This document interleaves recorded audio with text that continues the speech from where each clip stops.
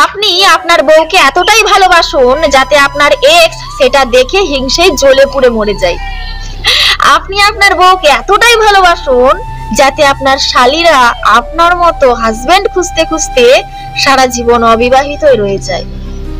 আপনি আপনার বউকে এতটা পরিমাণে ভালোবাসুন যাতে আপনার পরিবারের লোকজন, আত্মীয় স্বজন, পাড়া প্রতিবেশীরা দেখলে বলে এই বউটা নিশ্চয় ওর বরকে তাবিজ করেছে, খুনবশ করেছে। দেখুন, আপনার বউ হচ্ছে আপনার ঘরের লক্ষ্মী।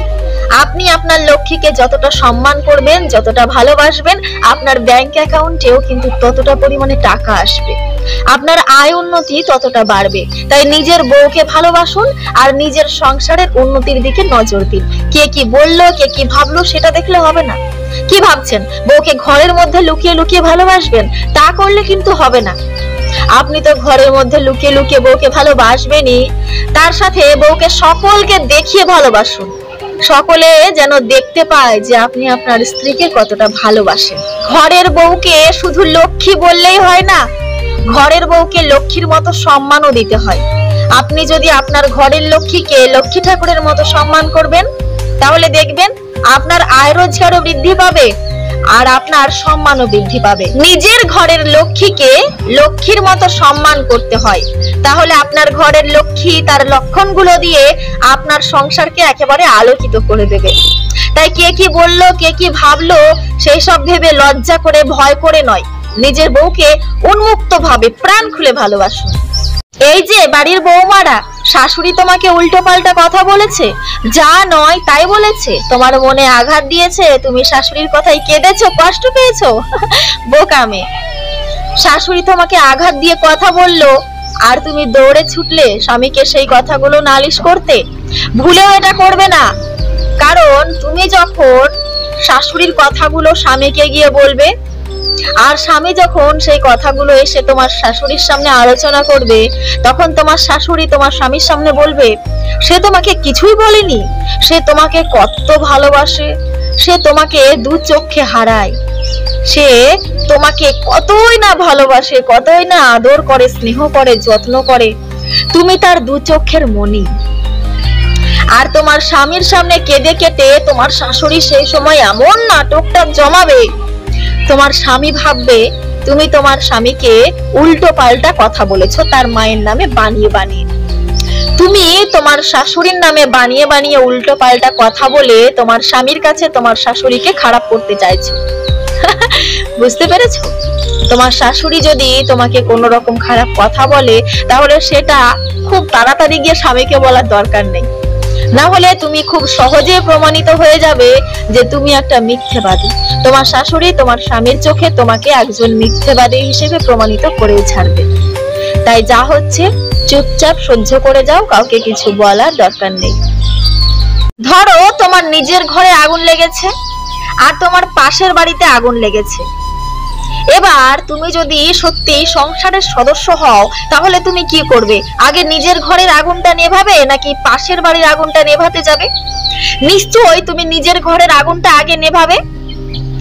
তুমি দেখলে তোমার সংসারে, তোমার পরিবারে এমন একজন সদস্য আছে যে কিনা দেখছে নিজের ঘর জ্বলছে, তবুও সে ভাবছে নিজের ঘর জ্বলছে জ্বলুক, আগে পাশের বাড়ির আগুনটা নেভাই। সে যদি আপনার বাড়িতে জল না ঢেলে পাশের বাড়িতে গিয়ে জল ঢালে, তাহলে সেই মানুষটাকে, পরিবারের সেই সদস্যটাকে ভালোভাবে চিনে রাখুন, কারণ সেই সদস্যটা কোনোদিনই আপনার বিপদে আপনার পাশে এসে দাঁড়াবে না। এটাই তার জলজ্যান্ত প্রমাণ।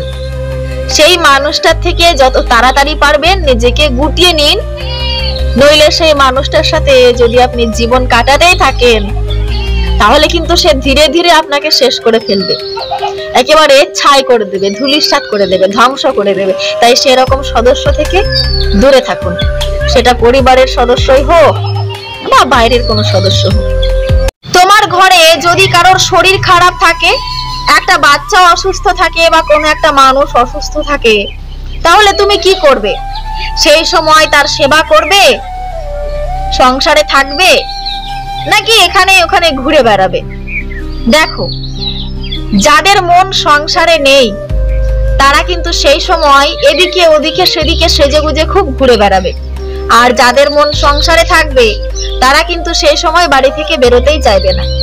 তারা চাইবে সেই সদস্যটা আগে সুস্থ হোক, জান প্রাণ দিয়ে হলেও পরিবারের সেই সদস্যটাকে তারা আগে সুস্থ করে তোলার চেষ্টা করে। তারা পরিবার ছেড়ে সেই সময় কোথাও যেতে চায় না। তাই আপনার পরিবারে যদি এমন কোনো সদস্য থাকে যে কিনা পরিবারের কেউ অসুস্থ হলেও তার সাজগোজ করে বেড়াতে যাওয়াটাই আগে হয়ে ওঠে, তাহলে সেই মানুষটা থেকে হালকা হালকা করে দূরে সরে আসুন, নইলে বিপদ আছে। আপনি অসুস্থ হলে আপনাকে ফেলে রেখে টুরে চলে যাবে, বুঝেছেন? যে মেয়ে সংসারে সামনে তালি আর পিছনে গালি দেওয়ার মতো শাশুড়ি আছে, সেই মেয়ে জানে সংসার জীবনটা কতটা কঠিন।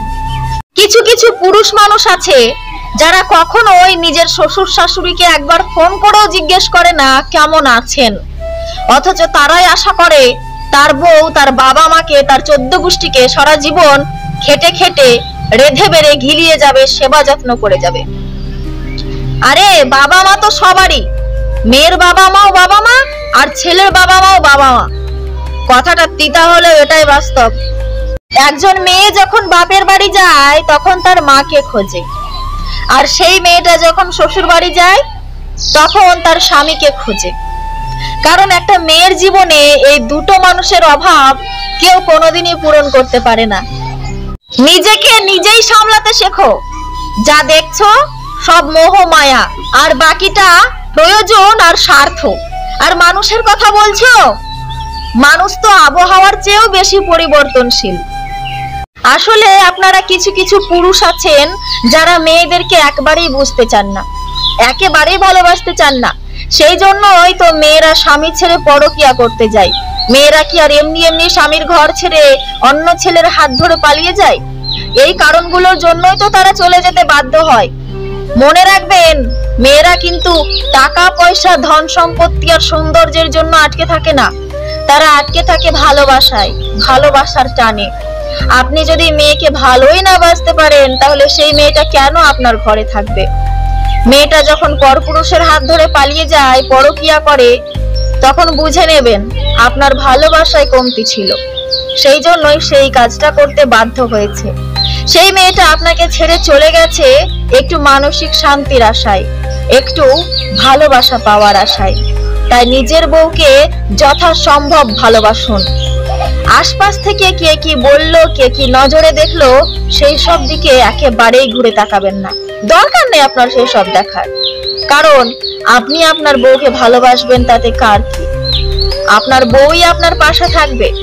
যখন আপনি বিপদে পড়বেন, যখন আপনি অসুস্থ হবেন, যখন আপনি একেবারে জীবনের শেষ দাঁড়গোড়ায় গিয়ে পৌঁছাবেন, তখন দেখবেন আশপাশে কথা বলা লোকগুলো, সমাজের লোকগুলো, পরিবারের লোকগুলো, আত্মীয় স্বজনগুলো, বন্ধু বান্ধবগুলো কেউ কিন্তু আপনার পাশে থাকবে না। শুধুমাত্র আপনার পাশে থাকবে আপনার নিজের বউটাই। তাই নিজের বউকে ভালোবাসুন। নিজেকেই এখন আর চিনতে পারি না, চোখে মুখে আগের মতো এখন আর সেই উজ্জ্বলতা নেই, সেই স্বচ্ছলতা নেই। হৃদয়ের ভেতর কেমন একটা ভার, কিছু যেন হারিয়ে গেছে চিরতরে। চুপচাপই থাকি, তবে ভেতরে চলছে মহাযুদ্ধ। মনে হয় এই আমি আসলে যেন আমি নই, কেউ আমাকে পাল্টে দিয়েছে নীরবে। হয়তো আমি নিজেই সময়ের সাথে সাথে বদলে গেছি, কিংবা হয়তো ভাঙতে ভাঙতে নতুন করে তৈরি করেছি একজন নতুন আমিকে, অচেনা অজানা এক আমি। আজ নিজেকেই বড্ড অচেনা লাগে। কলঙ্ক শব্দটা মনে হয় শুধু মেয়েদের জন্যই বরাদ্দ। বিয়ের পরে যদি একটা মেয়ে তার কোনো ছেলে বন্ধুর সাথে 1 মিনিটও কথা বলে আর সেটা যদি কেউ দেখে ফেলে, তাহলে সেই মেয়েটাকে তো ছাড়বেই না, তার তো কলঙ্ক রটাবেই, বদনাম তো রটাবেই। তার সাথে সাথে তার পরিবারের লোকজন, তার আত্মীয় স্বজন, তার 14 গোষ্ঠীকে টেনে আনবে। আর বিয়ের পরে যদি একটা পুরুষ মানুষ কোনো একটা মেয়ের সাথে এক রাত থেকেও আসে, তাহলেও তার পরিবারের লোকজন বলবে পুরুষ মানুষের চরিত্র একটু এরকম হতেই পারে, মানিয়ে নাও, মানিয়ে নিতে শেখো, নইলে সংসার হবে না। সত্যি কলঙ্ক কথাটা, কলঙ্ক শব্দটা শুধুমাত্র মেয়েদের জন্যই বরাদ্দ। পুরুষের জন্য, পুরুষের জীবনে কলঙ্ক বলে কিছু হয় না, তাই না? শুনুন, আপনি যতই রূপবতী আর গুণবতী হন না কেন, আপনি কিন্তু জীবনে দুইটো মানুষের কাছে কখনোই ভালো হতে পারবেন না। এক হচ্ছে আপনার নিজের স্বামী আর এক হচ্ছে আপনার শাশুড়ি। তাদের কাছে তো ভালো হচ্ছে পাশের বাড়ির বউ।